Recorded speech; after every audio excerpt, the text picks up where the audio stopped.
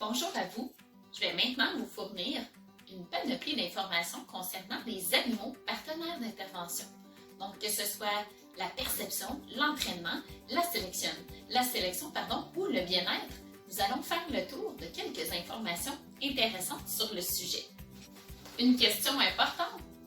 Est-ce que l'animal partenaire d'intervention doit être celui du client ou il doit être plutôt celui de l'intervenant? Ou est-ce que encore l'animal partenaire doit être dans la banque d'animaux disponibles qui ont été sélectionnés et entraînés pour faire ce travail?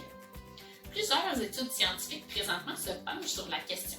Il n'y a pas encore de réponse exacte à tous les questionnements, mais il y a de très belles réflexions à retenir.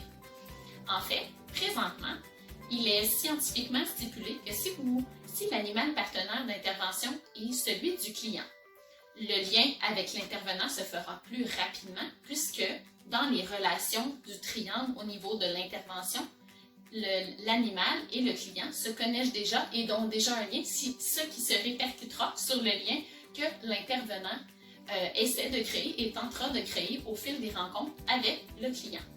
Par contre, cela a ses limites, puisque si je veux venir conditionner des comportements, si je veux faire des mises en pratique, si j'ai un objectif précis et que l'animal du client n'a pas nécessairement les capacités ni les compétences pour le faire et peut-être même pas la personnalité, c'est à ce moment-là qu'on peut faire entrer en jeu un animal que l'intervenant aura sélectionné et entraîné dans le but d'atteindre l'objectif désiré. Donc, les deux types d'animaux, et en fait même les trois avec les animaux en banque, deviennent une espèce de banque de possibilités selon l'objectif, selon le client, selon ce qui est désiré de travailler et comment la zoothérapie est travaillée dans ce contexte-là. Donc, ça devient plein de petits facteurs qui déterminent comment l'intervention sera présentée.